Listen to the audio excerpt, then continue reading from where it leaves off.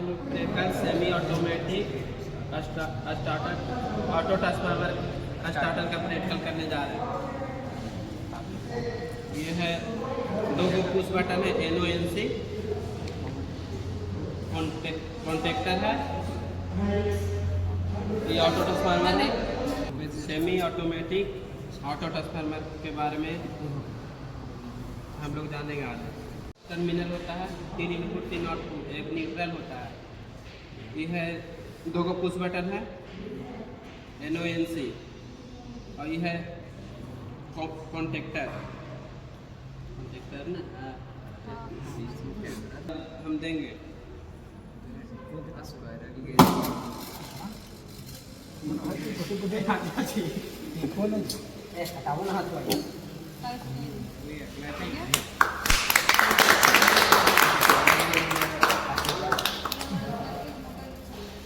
इससे हम लोग स्पाइरल गेज मोटर चला सकते हैं। ये 3 वायर है, यही 3 वायर जोड़ देंगे 3 फेज मोटर में। Hello everyone, hello good morning. आज हम लोग semi automatic auto transformer starter के बारे में बताने जा रहे हैं। जो ये ट्रांसफार्मर स्टार्टर है ऑटोमेटिक, और ये स्क्वायरल गेज मोटर की जगह आज हम लोग इस लोड को दे रहे हैं। ये भी सेमी स्क्वायरल गेज मोटर का ही काम करेगा। इसमें 7 टर्मिनल होता है, जो 3 इनपुट का और 3 आउटपुट का। इसमें एक न्यूट्रल होता है, और ये है कम्यूटेटर। ये 2 है NONC पुश बटन स्विच, जो कॉन्टेक्टर ऑन करते हैं।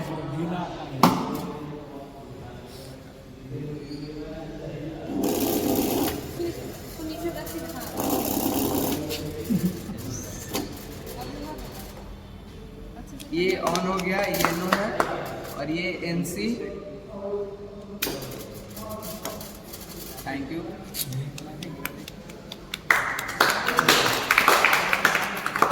फर्स्ट डे क्लास में भी इतना बोल लिए।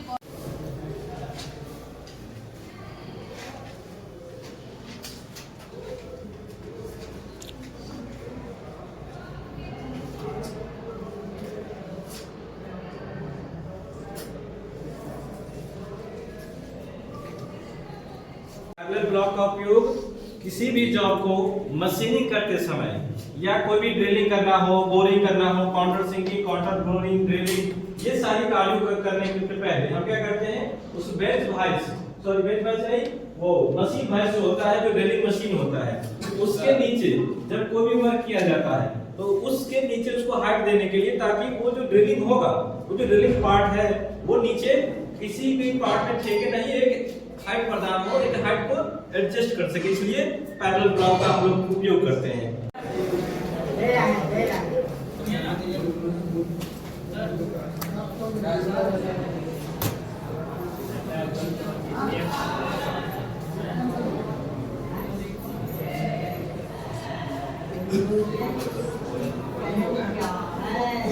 स्पैनर मतलब ये माइनस स्टील का बना हुआ होता है, और इसके मतलब बहुत सारे साइज मतलब प्रकार के होते हैं।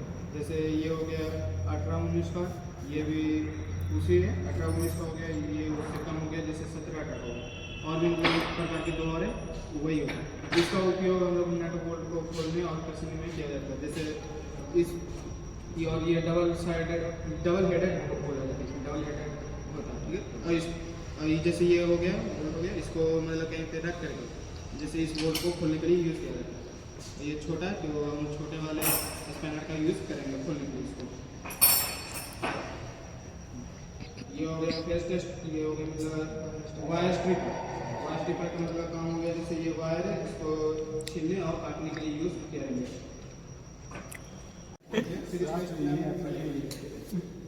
देखेंगे कि बॉल मतलब जो हमारा है वो चल रहा है या नहीं, ठीक है।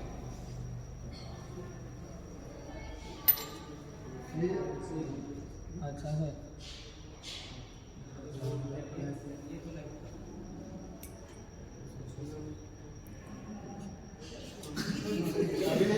उसको बंद कीजिए।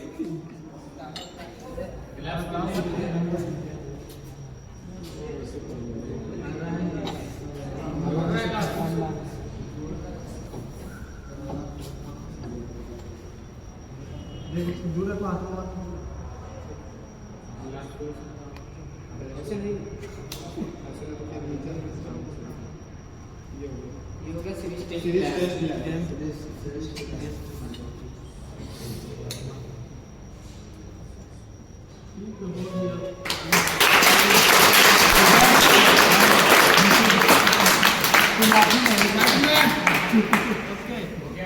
मोबाइल स्पैनर, इसे रिंच भी हम लोग कहते हैं। इसे किसी नट या बोल्ट को खोलते हैं, कसते हैं। ये उसमें क्या करना है? नट या बोल्ट को खोलते हैं, कसते हैं। ये मोबाइल स्टील का बना होता है। इसका साइज जैसे जिसका जितना साइज रहता है उसको हम उतना यूज करते हैं। इसका साइज है 18-19। ये डबल एड्रेट का ही है।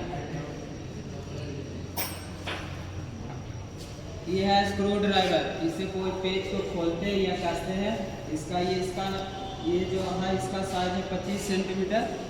और ये भी वही है, मतलब खोलते स्क्रू ड्राइवर। इसे पेज को खोलते हैं, कसते, खाली इसका साइज चेंज है, इसका साइज चेंज है। इसका 15 सेंटीमीटर और ये है 10 सेंटीमीटर। ये है फेज टेस्ट है, जिससे जैसे किस मतलब लाइन को चेक करते हैं कि करंट फ्लो हो रहा है कि नहीं।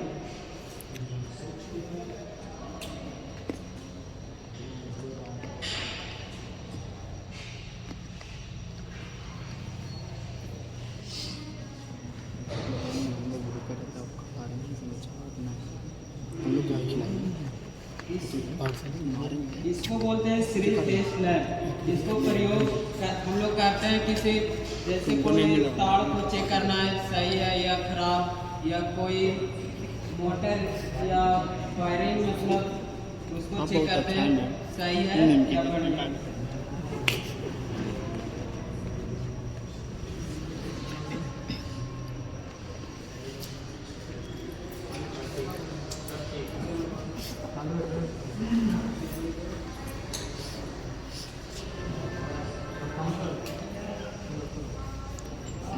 ये देखिए बॉल बढ़ गया।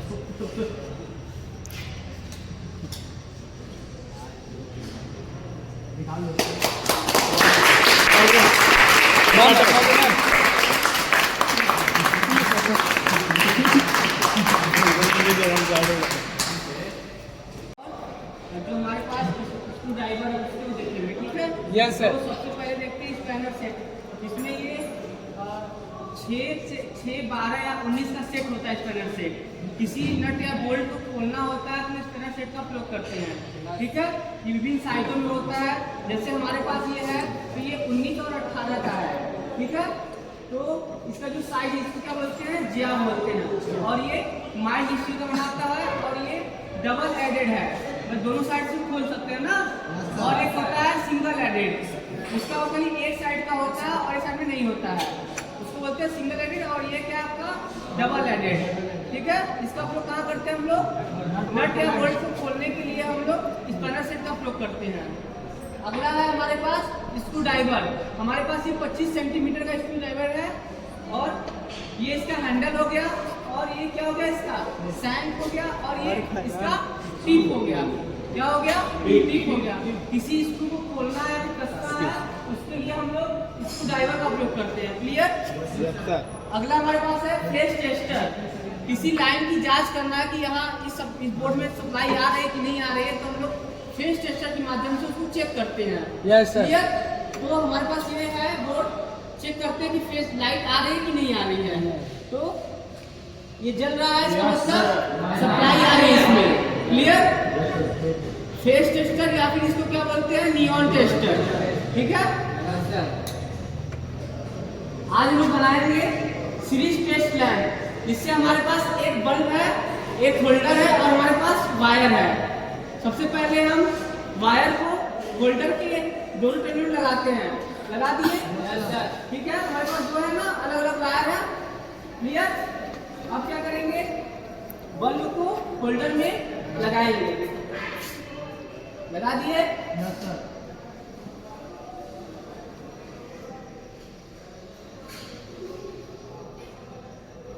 अब इस वायर को सॉकेट में लगाएंगे, ठीक है। हमारा फेज आ रहा है और यहाँ से एक न्यूट्रल ले लेते हैं, ठीक है। ठीक, अब हम क्या करेंगे, किसी मोटर की सप्लाई जांच करना है कि मोटर सही है कि नहीं, या फिर कोई बाइंडिंग सही है कि नहीं, या फिर कहीं फॉल्ट है तो उसको रिकॉग्नाइज करना है हमको कि ये प्रॉपर वर्क कर रहा है कि नहीं। तो इसके लिए हम लोग क्या करते हैं, सीरीज टेस्ट लैम्प का प्रयोग करते हैं। Yes sir. तो ये हम यहाँ से स्विच को ऑन करेंगे और इसको क्लियर कराएंगे। बल्ब अगर ग्लो हो गया तो वो बाइंडिंग बिल्कुल सही है। अगर बल्ब ग्लो नहीं होता है तो बाइंडिंग में कहीं से खराबी है, फॉल्ट है, उसको जांच करने के लिए हम सीरीज टेस्ट लैम्प का प्रयोग करते हैं। ये जल गया, इसका मतलब बाइंडिंग हमारा सही है। हमारे पास एक वायर है यहाँ पे, इसको चेक करना है कि ये सही है कि नहीं, इसका कंटिन्यूटी टेस्ट कर रहे हैं। तो यहाँ पे हम लोग एक रखे यहाँ पे इसको, और एक यहाँ पे रखे, जल रहा है। Yes sir. मतलब ये वायर बिल्कुल सही है। और कभी कभी क्या होता है कि बीच में से वायर ब्रेक हो जाता है, ठीक है। जैसे मान लीजिए बीच में से तार ब्रेक है, तो चेक करना है हमको। तो एक यहाँ रखेंगे, एक यहाँ रखेंगे। ग्लो हो रहा है क्या बल्ब? इसका मतलब ओपन सर्किट फॉल्ट है इसमें, मतलब बीच में से क्या है, तार ब्रेक हो चुका है। अगर हमको ये चेक करना है कि ब्रेक है कि नहीं, तो यहाँ रखेंगे और यहाँ चेक करेंगे तो जो वायर है उसका कंटिन्यू दिखा देगा हमको कि तार बिल्कुल सही है। क्लियर? Yes sir. समझ आ गया? Yes sir.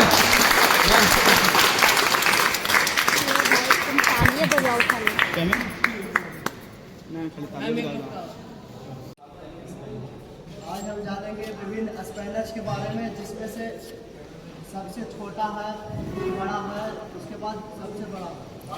इसमें ये वाला स्पैनर है जो डबल एडेड स्पैनर है, जिसे हम हिंदी में रिंच भी बोल सकते हैं। इसका ये वाला भाग जिसे ज्या बोला जाता है, यह माइंड स्टील का बना होता है।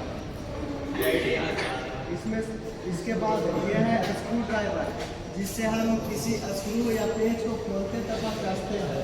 इसका ये वाला भाग यहाँ से यहाँ तक का भाग, जिसे हम हैंडल बोल सकते हैं। और इसके बाद यहाँ से यहाँ तक का भाग, जिसे हम सैंक बोलते हैं।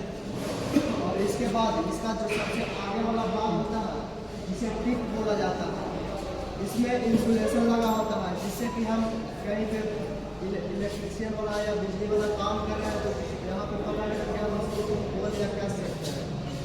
यह 25 सेंटीमीटर 25 mm, इसके बाद 10 mm तथा 5 mm का 3 सेंटीमीटर तथा 10 सेंटीमीटर। इसके बाद ये है फेज टेस्टर, इसकी सहायता से हम फेज को टेस्ट करते हैं। हमारे पास एक बोर्ड है, जैसे कि ये फेज है, इसको हम बोर्ड के सॉकेट में लगाएंगे तो ये बल्ब ग्लो करेगा। Yes sir. यह है फेज। इसके बाद ये है वायर स्ट्रिपर, जिसकी सहायता से हम तार तथा केबल को खींच सकते हैं या काट सकते हैं। इसके बाद हम जानेंगे कि लैंप कैसे बनता है। इसमें होल्डर होता है तथा एक बल्ब होता है। इसे मतलब सीरीज बनाने के लिए दो वायर का मतलब उपयोग किया जाता है। इसमें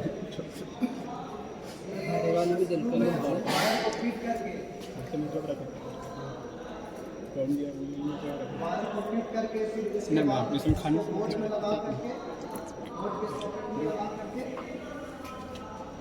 हम इसे ऐसे हम चेक कर सकते हैं।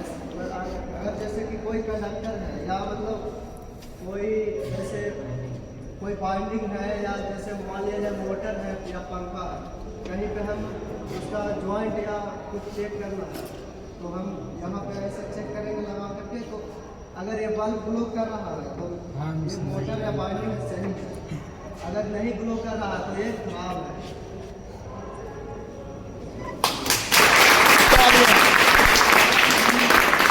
बहुत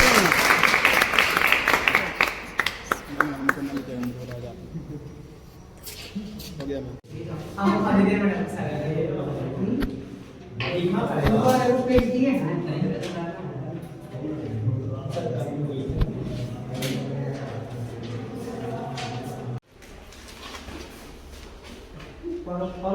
मोबाइल निकाल लेते हैं कुछ निकाल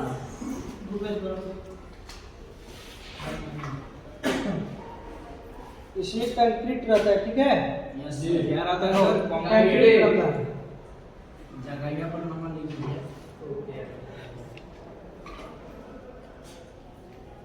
कंक्रीट हो गया छोटा छोटा।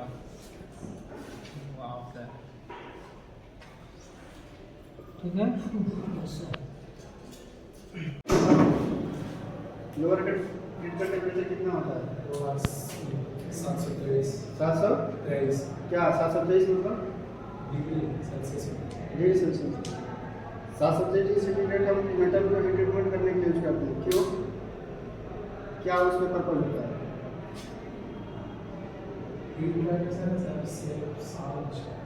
चेंज कर सकते हैं, क्या समय की बचत कर सकते हैं, जैसे चेंज कर सकते हैं।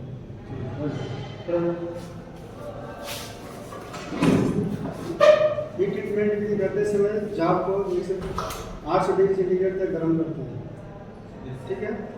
800 डिग्री सेंटीग्रेड पर जाप जो होता है गर्म क्यों करते हैं उसको?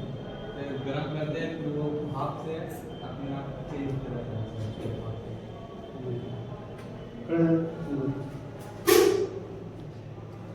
क्रिटिकल रेंज किसे बोलेंगे? क्रिटिकल रेंज रेंज से 2300 723 से 800 बीच में 723 डिग्री सेंटीग्रेड से 800 डिग्री सेंटीग्रेड के बीच का जो रेंज होता है अंतर जो होता है उसको क्या बोलते हैं? Critical range. Critical range.